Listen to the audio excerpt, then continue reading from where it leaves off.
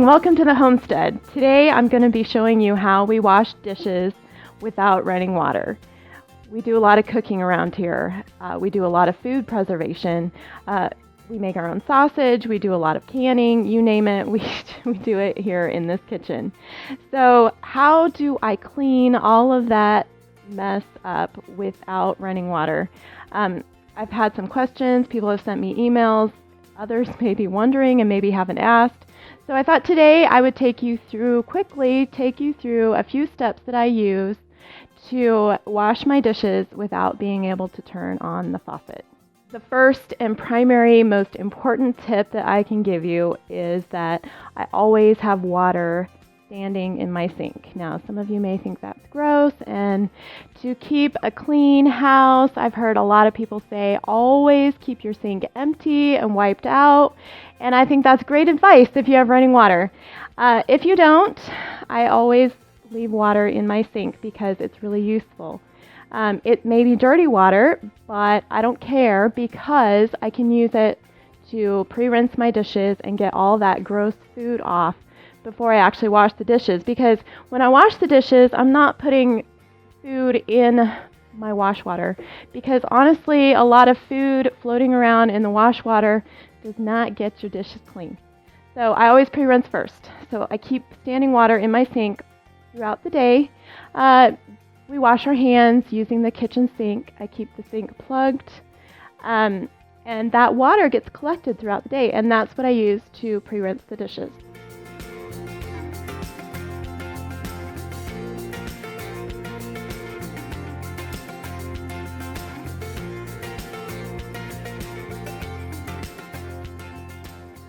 This is a really gross casserole dish that I had from last night's dinner. We went to a potluck and it didn't get pre-rinsed last night. So right now I'm just bailing my gross, nasty water, and I'm going to let it sit in this dish while I do the rest of the dishes, and then I'll dump it outside, and then I'll wash it the last thing.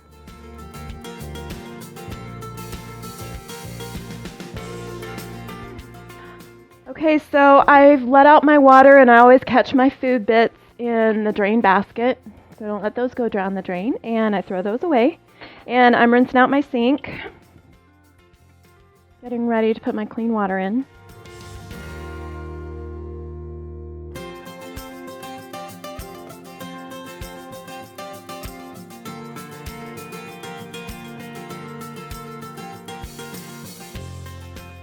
This is my dish soap.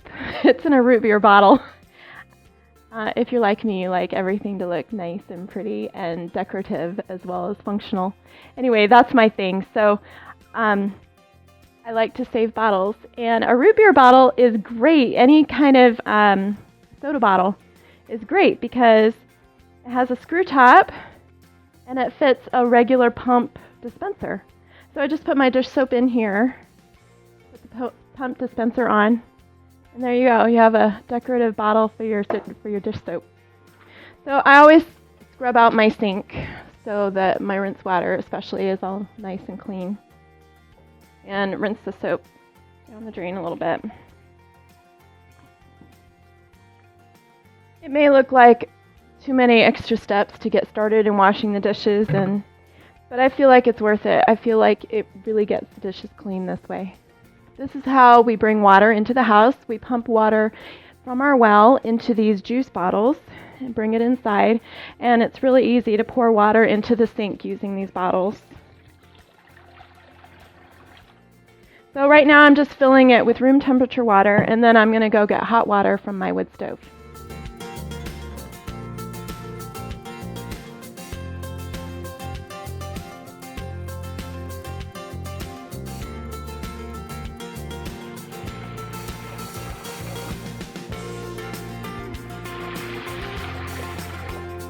So I'm a super organized person, and sometimes I think it would be better if I wasn't so anal, but anyway, I always have a method to my madness. I always wash the glasses first. You can see my drainer here. I love this drainer. I just found it at Walmart. I feel like it's a really good drainer. It has the glass holders on the outside to make Loading a drainer is an art. I mean, it really is. It's kind of like an architectural masterpiece, I think. You really want to take advantage of your glass holders. You really want to load the glasses on the outside versus the inside. See how you're losing a lot of space if you're putting them on the inside.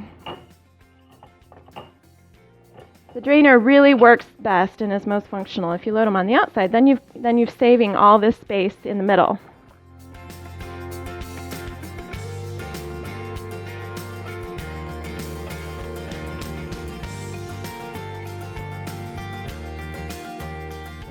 This drainer is really made for plates to go this way. A lot of people you've probably seen load their plates this way. And while that works okay, what you're left with is a bunch of plates that aren't getting a lot of air up inside. And it's not using the best space for your drainer. The drainer is really made to load your plates this way. And you can see this way that they're standing up straight and they're getting a lot of air coming up between them, which is going to make your dishes dry faster. My mom loves to knit. She made this washcloth for me. And these knitted washcloths work really well. They're kind of like natural scrubbies built in.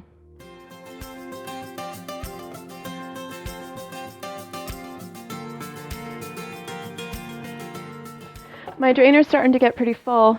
And sometimes I will take out the first things that I put in. So I might take out the glasses and set them on the counter if I have more that need to go in the drainer, because they've kind of drip dry by now, so they can just sit on the counter and dry all together. I usually only ever do dishes once a day. If I have a lot of prep and we're doing a lot of food preservation, then I'll do them twice a day. Dishes are a chore, no matter how you look at it, but it's one of those necessary evils. In the wintertime, I kind of like doing dishes. It warms up my hands. My hands are always cold. Zach will tell you my hands are always cold. So it's kind of enjoyable, and it's relaxing. I don't mind doing dishes too much.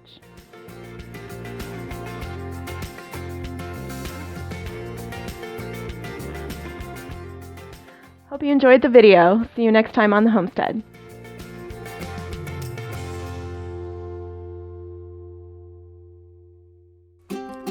Thanks for watching. If you enjoyed this video, please click the thumbs up button below the video.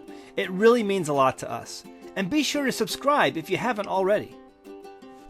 Now you can support An American Homestead by becoming a patron. Visit patreon.com/AnAmericanHomestead to see all the benefits of becoming a patron of our channel. You'll get access to private videos, pictures, and even live question and answer sessions that you can participate in. Some patrons will even receive free gifts throughout the year from the Homestead. Visit patreon.com/AnAmericanHomestead to check it out and see the rewards of supporting our channel.